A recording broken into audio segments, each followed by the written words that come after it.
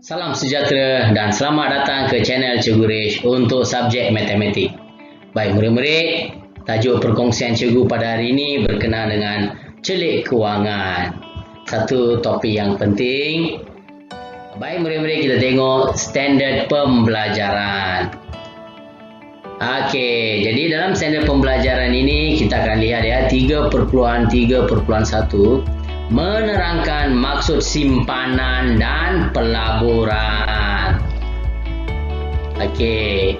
Yang kedua, 3.3.2 menerangkan maksud faedah mudah dan faedah kompaun dalam simpanan. Ya, murid-murid, ada dua faedah di sini kita akan belajar, faedah mudah dan faedah kompaun. Kemudian 3.4.1 menerangkan maksud kredit dan hutang. 3.4.2 menerangkan perbezaan harga barangan sekiranya pembelian secara kredit dan tunai. Apa perbandingan kredit dan tunai? Baik murid-murid, kita tengok simpan dan labur pertama ya. Okey, apa maksud simpan? Simpanan ialah wang yang disimpan atau dimasukkan dan digunakan apabila perlu. Baik, jadi murid-murid pun ada banyak simpanan kan dalam bank. Jadi wang itu kita boleh masukkan bila kita perlukan. Kita ada duit lebihan, kita boleh masuk dalam bank. Kemudian bila kita perlukan, kita boleh keluarkan daripada bank itu. Contoh bank, contohnya bank Maybank, CIMB, Public, kan banyak ada bank dekat sini kan. Jadi itu adalah contoh simpanan. Okey, ini adalah beberapa maklumat tentang akaun simpanan. Bagi murid-murid yang ada akaun simpanan, beberapa maklumat penting ini cuba tengok. Akaun simpanan, wang boleh disimpan atau dimasukkan ya. Okey, kita boleh save. Okey. Wang boleh dikeluarkan pada bila-bila masa saja. Okey, apabila kamu perlukan duit, kamu pergi bank, boleh keluarkan duit tersebut. Wang permulaan simpanan memang rendah lah. Wang permulaan simpanan rendah. Okey, dapat faedah tak? Ya, memang ada faedah. Ya, kalau ada wang kamu simpanan bank memang ada faedah, tapi kadar faedahnya 1% hingga 2% sahaja setahun. Baik murid-murid, ini adalah simpanan ya, akaun simpanan. Mari kita lihat pula sekarang pelaburan. Okey, apa maksud pelaburan? Baik, investment. Okey, pelaburan pula ialah wang yang digunakan untuk perniagaan tertentu yang akan memberikan keuntungan pada masa akan hadapan. Maksudnya ya, yang ini adalah keuntungan ya, yang kamu akan dapat pada masa akan datang. Okey, ini adalah pelaburan investment. Okey, contohnya apa? Contohnya amanah saham Berhad, amanah saham nasional. Contohnya macam itu kan. Itu adalah contoh investment. Okey, ini adalah beberapa maklumat tentang pelaburan. Mari kita lihat ya beberapa perkara penting dalam akaun pelaburan. Wang tidak boleh dikeluarkan pada bila-bila masa kerana ada tempoh matang. Bukan macam simpanan ya. Yang ini memang kita tidak boleh keluarkan sehingga tempoh matang itu. Wang permulaan bergantung kepada jenis pelaburan. Untung diberikan sebagai dividen atau bonus. Ini dalam bentuk ya. Keuntungannya dalam bentuk dividen atau bonus. Kadar untung tinggi dan biasanya melebihi 2% setahun. Nampak tak perbezaan dia? Tadi simpanan kadar peratus antara 1 hingga 2%. Tapi yang ini kita tengok lebih daripada 2%. Itu perbezaan dia ya. Ini berkaitan dengan pelaburan. Okey, baik murid-murid. Kita sekarang lihat faedah mudah dan faedah kompaun. Jadi terdapat dua faedah di sini, tolong ambil perhatian ya, yang ni memang penting. Pertama sekali, kita tengok ya. Ibu, kenapa nilai faedah ini berbeza? Perbualan antara seorang ibu dengan anak. Okey, ibu kata nilai pada tahun pertama ialah faedah mudah. Apabila simpanan tidak dikeluarkan. pada tahun pertama, maka faedah kompaun pula diberikan pada tahun yang kedua. Jadi faedah pertama saja ialah dikatakan faedah mudah. Jadi seterusnya, tahun-tahun seterusnya adalah dikira sebagai faedah kompaun. Jadi tolong ambil perhatian yang ini. Ini memang penting ya. Okey, baik murid-murid. Sekarang kita lihat. Okey, apa itu faedah mudah, apa itu faedah kompaun? Kita tengok faedah mudah dahulu. Ialah sejumlah wang yang diterima oleh setelah seseorang menyimpan wang di bank dalam tempoh tertentu. Dalam tempoh tertentu, sejumlah wang yang diterima ya. Faedah kompaun pula ialah faedah yang diterima daripada wang simpanan dan faedah yang terkumpul dalam setiap tahun. Ini yang paling penting. Jadi every year accumulate, dia akan kira-kira one by one. Faedah kompaun. Sekarang baik murid-murid, mari kita lihat faedah mudah dan faedah kompaun. Satu bahagian yang penting ya dalam celik kewangan ini. Jadi ada dua faedah di sini, faedah mudah, faedah kompaun. Mungkin ada pelajar tanya juga apa perbezaan faedah mudah, faedah kompaun. Baik, mari kita lihat ya. Pengiran yang ini, pertama sekali,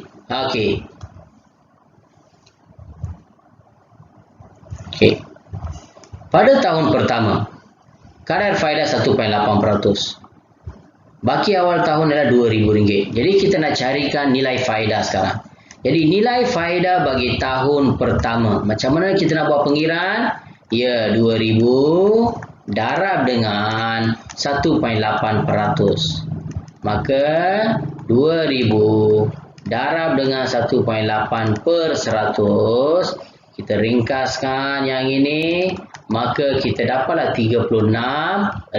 Ini adalah nilai faedah dia. Tapi berapakah jumlah wang yang diterima pada tahun pertama? Maka kita perlu tambah. Kita tambah yang ini, maka murid-murid akan dapat RM2,036. Ini tahun pertama ya. Baki akhir tahun pertama ialah RM2,036. Tahun yang kedua. Tahun yang kedua mula masuk dah ya faedah kompaun.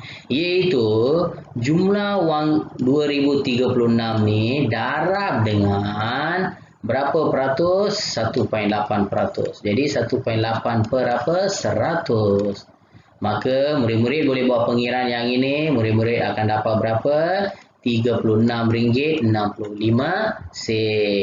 Tapi berapakah jumlah wang pada tahun yang kedua? RM2,036 tambah dengan RM36.65. Murid-murid akan dapat RM2,072.65. Very simple. Kemudian tahun yang ketiga. Bagaimana pula dengan tahun yang ketiga? Sama juga murid-murid. Iaitu kita ambil wang RM2,072.65 ini darab dengan 1.8%. Jadi murid-murid akan dapat RM37.31. Ini adalah nilai faedah. Tapi berapakah jumlah wang yang kita akan dapat? RM2,072.65 tambah dengan RM37.31. Jawapan akhir kamu adalah RM2,109.96. Jadi inilah dipanggil sebagai faedah kompaun. Jadi biasanya faedah mudah pada awal, tahun pertama faedah seterusnya ya. Tahun 2, tahun 3 kita accumulate dia. Yang ini faedah kompaun. Harap semua murid faham sekarang ya dengan jelas macam mana pengiraan faedah mudah dan faedah kompaun. Baik murid-murid, sekarang kita lihat apa maksud dia kredit dan hutang. Apa itu? Biasanya ayah kamu atau ibu kamu gunakan kad kredit. Apa maksud itu? Baik, dengar sini ya.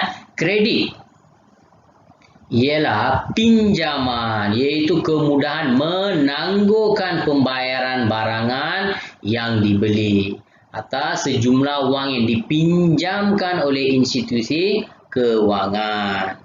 Jadi ini adalah satu cara ya, di mana satu kemudahan menangguhkan ya pembayaran barangan yang dibeli. Okey, jadi apa maksud hutang pula? Hutang ialah pinjaman yang perlu dibayar oleh seseorang. Jadi ini perbezaan kredit dan apa? Hutang. Okey, murid-murid. Sekarang kita lihatlah pembelian secara kredit dan tunai. Contohnya, kita nampak perbezaan ya di sini. Tengok gambar yang diberikan. Keluarga Andrew membeli televisyen secara tunai. Dia beli televisyen secara tunai. Tunai mean kita bayar terus, cash. Okey, kita bayar ya, cash. Okey, RM1,290 dibayar terus. Itu wang tunai. Okey, manakala keluarga Carol pula membeli televisyen secara kredit. Jadi RM120.90 dibayar setiap bulan selama 12 bulan. Bermaksud ansuran, bayaran ansuran. Jadi, kalau setiap bulan ialah RM120.90, baik murid-murid, 12 bulan berapa? Jadi kita kena darab. Kalau kita darab untuk 1 tahun, 12 bulan, murid-murid ya, kita kena bayar berapa? RM1,450.80. Tapi murid-murid perhatikan tak tadi, wang tunai RM1,290. Ini pula kita beli secara kredit. Nampak tak perbezaan dia? Mahal sikit kan? Jadi itulah perbezaannya. Okey, jadi kita nampak sekarang perbezaan antara kredit dan tunai. Pembelian secara tunai adalah tidak berhutang. Memang cash kan, terus tak ada berhutang. Tiada apa-apa ya faedah dikenakan. Membayar wang harga asal saja, the original price. Kita beli produk itu, kita bayar saja. Bayaran penuh menggunakan wang tunai atau debit card lah ya, boleh gunakan. Okey, itu adalah tunai. Manakala pembelian secara kredit pula, berhutang, dikenakan faedah, membayar harga yang lebih daripada harga asal, macam contoh tadi kan. Okey, bayaran menggunakan kad kredit dan ansuran secara bulanan. Kita boleh nampak perbezaan ini ya, pembelian secara tunai dan pembelian secara kredit. Baik, itu saja berkaitan dengan bahagian kredit dan hutang. Okey, baik murid-murid, mari kita lihat ya contoh soalan ini. Mari kita buat sama-sama ya. Contohnya, padankan perkataan dengan maksudnya. Okey, sejumlah wang yang diterima setelah seseorang menyimpan wang di bank dalam tempoh tertentu. Sudah pasti ini adalah apa? Faedah mudah. Okey, kemudian kemudahan menangguhkan pembayaran. Ada perkataan menangguhkan pembayaran barangan yang dibeli atau sejumlah wang yang dipinjam oleh institusi kewangan. Sudah pasti ini adalah apa? Kredit. Wang yang disimpan atau dimasukkan dan digunakan apabila perlu sahaja. Jadi yang ini adalah apa? Apabila kita perlukan sahaja. Bermaksud ini adalah apa? Simpanan. Wang yang digunakan untuk perniagaan tertentu yang memberikan keuntungan. Sudah pasti pelaburan. Maka yang ini pinjaman yang perlu dibayar oleh seseorang, hutang. Okey, faedah yang diterima daripada wang simpanan dan faedah yang diterima setiap tahun. Ini dipanggil faedah compound. Sangat mudah kan? Okey, murid-murid perlu tahulah konsep dia punya ya. Itu sahaja. Jadi, itu saja perkongsian cikgu pada hari ini. Harap semua murid jelas ya, faham dengan jelas. Okey, sekiranya hadapi masalah, tolong ya, sila ulang balik video ini. Jadi, itu saja. Jangan lupa subscribe, like and share. Kita jumpa lagi dalam video seterusnya. Bye-bye. Terima kasih.